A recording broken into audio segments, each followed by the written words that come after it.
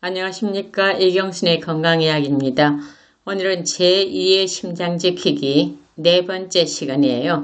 제2의 심장을 지키는 것이 굉장히 우리 몸에 중요한 일 같죠. 방법이 여러 가지가 있는 거 보면 중장년의 건강을 되살리는 발목 펌프 운동 10분에 대해서 같이 생각하시겠습니다.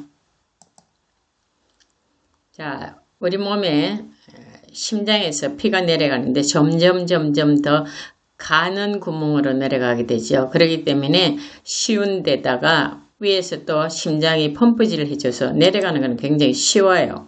근데 올라올 때가 문제입니다.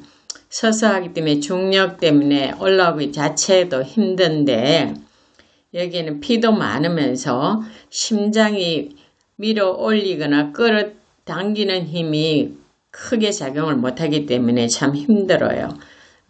우리 주먹만한 심장이 온몸에 피를 보내면서 일생을 일한다는 것은 참 신기한 일이지요.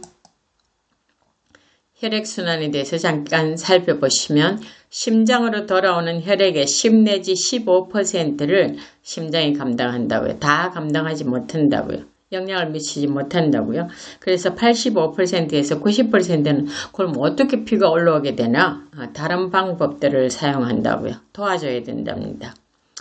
종아리 근육, 정맥 판막이 대표적인 도와주는 방법들이에요. 그래서 오늘은 종아리 근육 어떻게 펌프 운동을 잘 해갖고 도와줄까에 대해서 한 4가지로 나누어서 설명을 드리려고 합니다.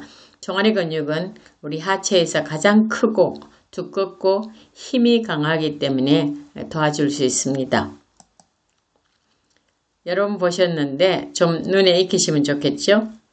종아리에 톡 튀어나오는 근육, 우리가 만질 수 있는 근육이 비복근이고 그 안에 있는 근육이 가자미근이에요. 그 다음에 비복근에서 쭉 연결돼 가지고 발꿈치까지 연결되어 있는 근육이 우리가 아킬레스건입니다.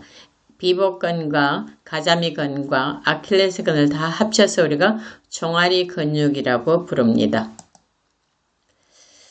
누워서 발목 펌프 10분이 만보를 이긴다는 책을 쓴 사람이 있어요. 반채화라는 분이 쓰셨는데 이분이 17년간 발목 펌프 전도사로 일한다고 할 만큼 정말 많이 하셨고요. 여러 케이스를 이렇게 온 질병이 낫는 것을 케이스를 모아가지고 보신 분인데 이분이 4가지로 정리를 해주셨어요. 발목 펌프 운동이 어떤 이점이 있는가? 발목 펌프는 하지 근육을 이완 또 수축 이렇게 번갈아 하기 때문에 정맥 판막의 기능을 활발하게 하게 되고 하지의 피를 심장으로 쉽게 돌리는데 뛰어난 효과가 있다고 했습니다. 그럼 2번째는 눕거나 앉아서 하는 발목 펌프 운동은 중력의 영향을 받지 않아서 서서 운동할 때보다 피가 쉽게 심장으로 돌아갈 수 있다. 힘이 덜 든단 말이죠.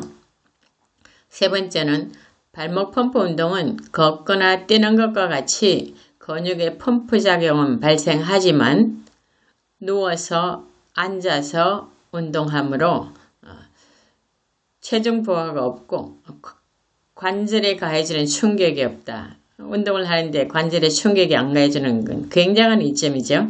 4번째, 발목 펌프 운동은 동맥의 혈류를 증가시키지 않고 정맥의 흐름을 촉진시키므로 활성산소 발생시키는 일이 없다는 거예요. 그래서 굉장히 이상적인 운동법이라고 이점을 이렇게 요약했습니다. 이것도 많이 보셨는데 왼쪽은 정맥은 피도 많고 압력이 높지 않기 때문에 올라가다가 피가 점점 넓은 데로 가기 때문에 느리고 올라가기 참 힘들겠죠. 그것도 서서 거꾸로 올라가야 되니까.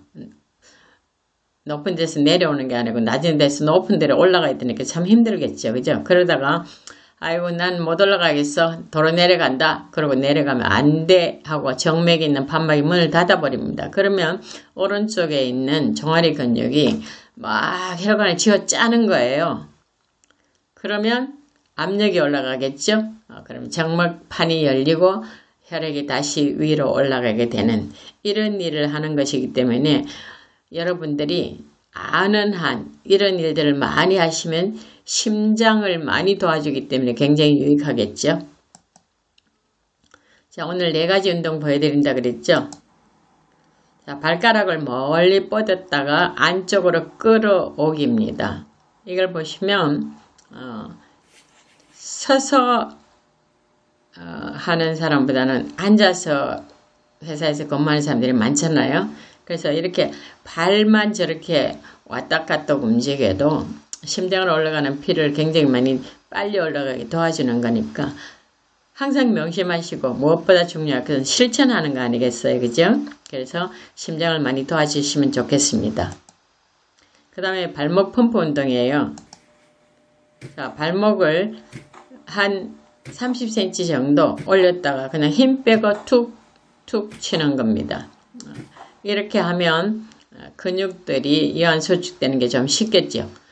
경침을 저렇게 깔고 요가 매트 같은데 깔고 이렇게 해도 소리가 턱턱 나니까 요즘처럼 날씨가 아주 덥기 때문에 사람들이 더 예민하죠. 층간소음이 발생하지 않도록 조심해야 되고, 그래서 아까 그 발목 펌프 운동의 전도사라 불리는 반차님께서는 소리가 나지 않는 기구를 개발했다 그러더라고요. 한번 찾아서 필요하신 분은 좀 연결하시면 좋겠죠. 그래서 저 발목 펌프 운동은 밑에서부터 위로 올라가서 종아리까지 올라갔다가 도로 내려왔다 하는 일을 하면 좋겠고, 처음에 시작할 때 너무 많이 해서 뭐 다리가 멍들거나 처음에는 아무래도 어색하니까 다리에 힘을 주게 되겠죠. 그래서 그런 일들이 일어나지 않도록 하시고 또 점점 늘리시면 좋고요.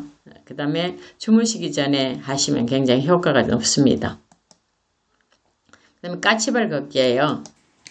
자, 까치발처럼 걷는 거 참 힘들죠. 그렇지만 저것도 더 강력한 운동들입니다. 그래서 까치발 걷기를 하시는데, 저렇게 못 하시면 서서히 일하시는 분들은 항상 발꿈치를 올렸다가 땅까지 닿게 말고 닿기 직전에 다시 올렸다가 내렸다 하면 굉장히 효과를 볼 수 있는 겁니다. 다음 마지막이고요. 계단에서 저렇게 발꿈치를 들었다 내렸다 하는데 나이가 드시면 참 위험하겠죠. 저도 뭐냐 하면 옆에 있는 그 기둥을 잡고 했습니다. 여러분들도 그렇게 하시면 이 계단에서 발꿈치 드는 것이 가장 강력한 펌프 운동이에요. 그래서 이런 것들을 여러분이 기억하셨다가 생각나실 때마다 어떤 것이라도 좋죠. 그래서 뭐 제일 효과 있는 걸 하려면 계단에서 발꿈치 드는 게 제일 좋겠고, 쭉 해갖고 발 뻗기만 해도 혈액 올라가는 데 도움을 주니까 여러분 좀 신경 써서 하시면 좋겠습니다. 그러나 발 뒤꿈치 들기에 주의해야 할 사람들이 있어요. 모두한테 다 할 수 있는 게 아니에요. 발목에 염자가 있는 사람, 발목 삐거나 이런 사람들, 그 다음에 만성 발목 불안정성이 있는 사람, 뭐 잘못하면 발목 삐끗하면 자꾸 다치는 사람들, 그 다음에 체중이 앞으로 쏠려 있는 사람들, 그렇게 잘못하면 넘어지겠죠. 하이힐을 자주 신는 이런 사람들은 발 뒤꿈치 들기 할 때 특별히 조심해야 되고요.